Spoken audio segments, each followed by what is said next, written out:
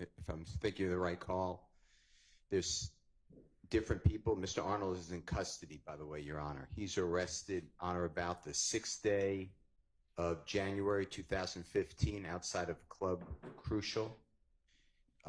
You heard about this fight at Mr. Copeland.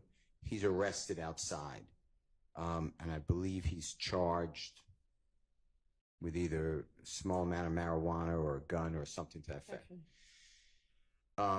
It's now the 10th day of January 2015. It's approximately, my memory is 7:42. I may be wrong, and it's clearly a collect call. If the voices are identified the way the state says, it's Mr. Bradford at first and Mr. Arnold.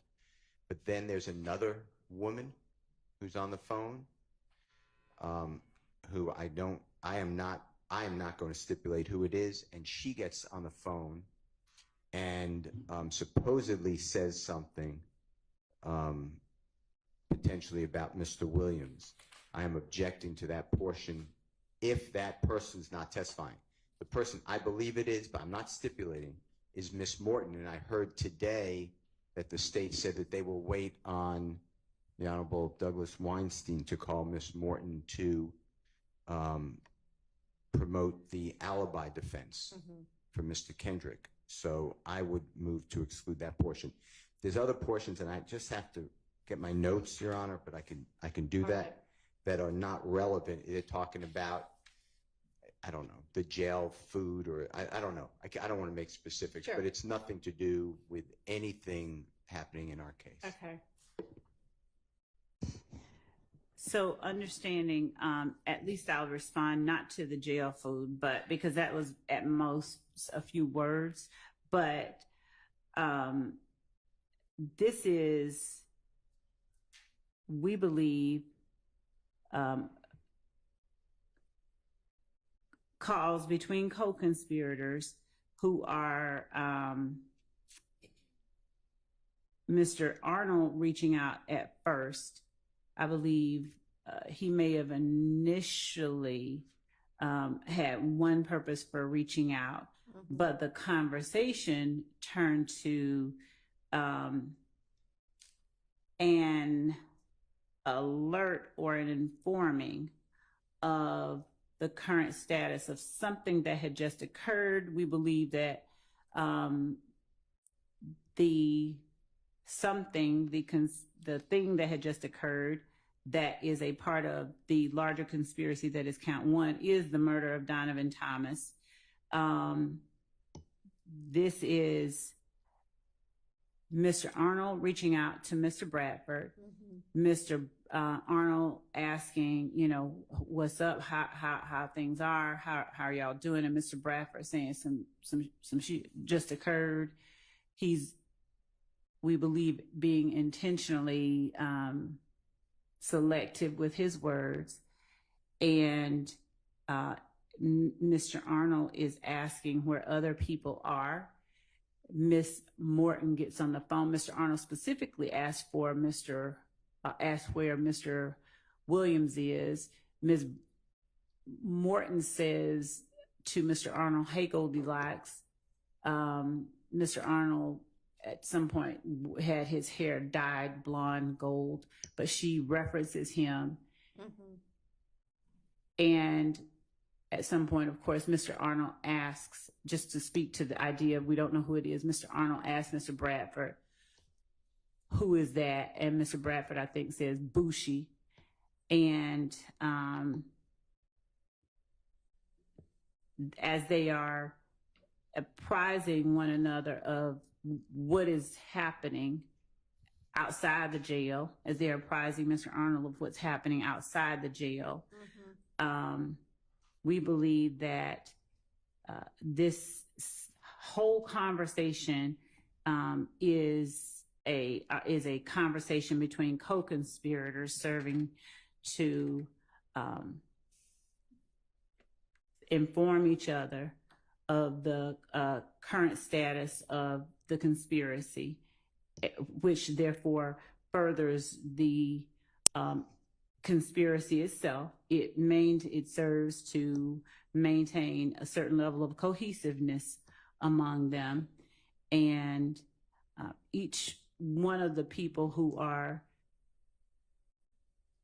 taking part in the conversation are persons we believe who have just had some involvement, if they did not switch cars with, provide transportation for the people we believe are involved in the murder of Donovan Thomas. They are advising each other of where the participants in that activity are at the moment that the inquiry is made. And I think I said that Mr. Arnold asked for Mr. Williams. It may have been that he asked for Mr. Kendrick. So that's a mistake on my part.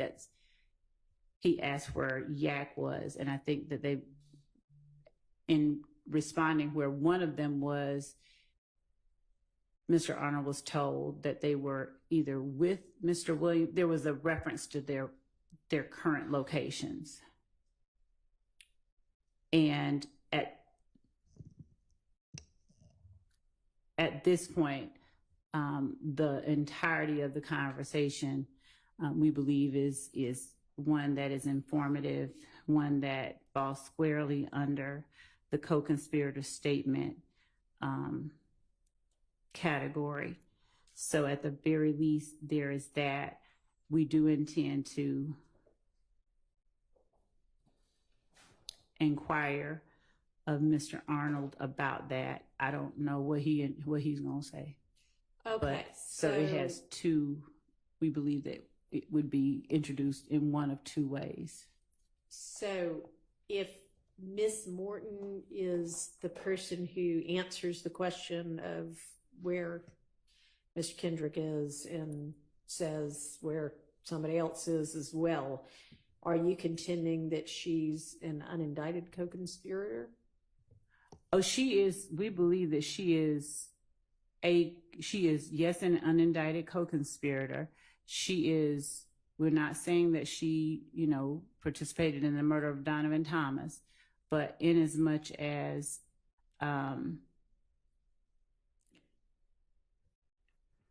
her actions this night and what she does later on, I think the conversations that she has with Mr. Kendrick, we won't be trying to get into what she told the police, but I'll just tell the court, she tries to provide an alibi initially. It's sort of, she's lying for Mr. Kendrick later on, when presented or confronted with the surveillance footage. She's kind of coy and, saying, I don't see who is that? I don't see that. So she, yes, is a part of the conspiracy. In that sense, she's not indicted. But when we're looking at the broader conspiracy that involves YSL and protecting its members and carrying out its purposes, she is a part of that. She's not indicted. Associate of YSL? Yes. Your Honor, I would ask that this discussion be tabled for another day. Mr. Weinstein is more on has the details of this conversation and this evidence. Okay, so I am going to need evidence other than, like, what the state's evidence other than this one conversation is to establish that she's an unindicted co-conspirator. I assume, Mr. Steele, that would be your objection?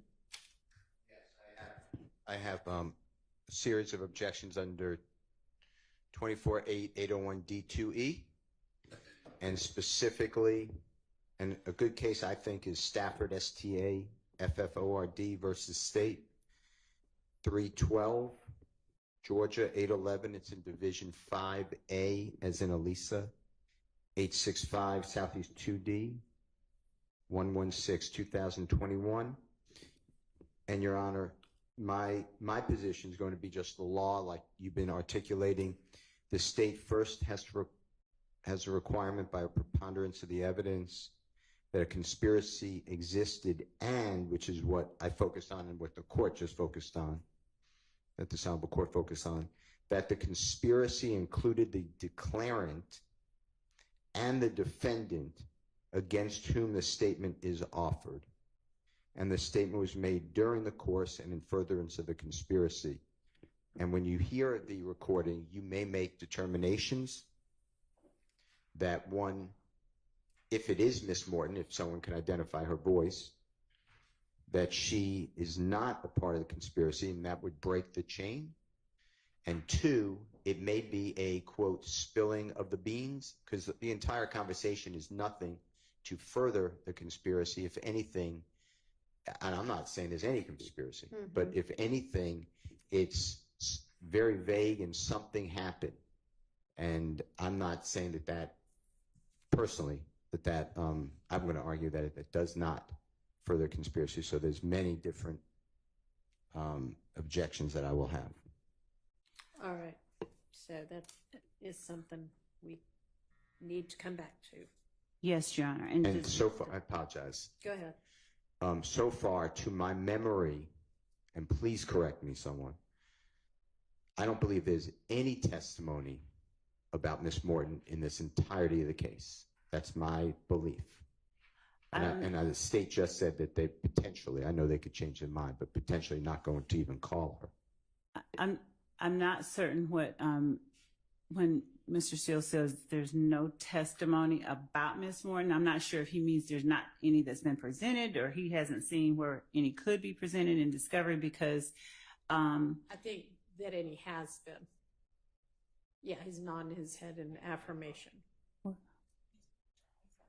Okay, well, I mean, as long as it will be.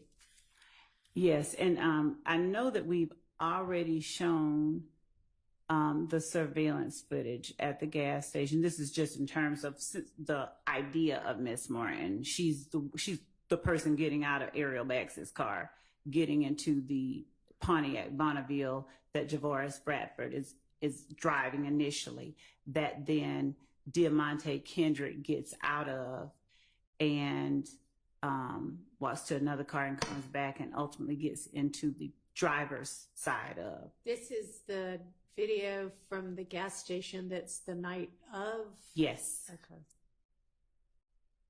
And Miss it's allegedly like immediately after? Oh, it is. It's immediately Okay. before. Immediately it's about 6 before. minutes before Donovan Thomas is Okay. gunned down 100 yards away. Okay. And she is identifiable? Oh, she's identifiable, identified. All right, well, that sounds like that might do it, but we'll circle back on a day when Mr. Weinstein is here at Mr. Hell's request. And I assume there's going to be somebody that says, that's able to testify that her kind of street name's Bushi? Yes. Okay. All right. Thank you. So that is that jail call.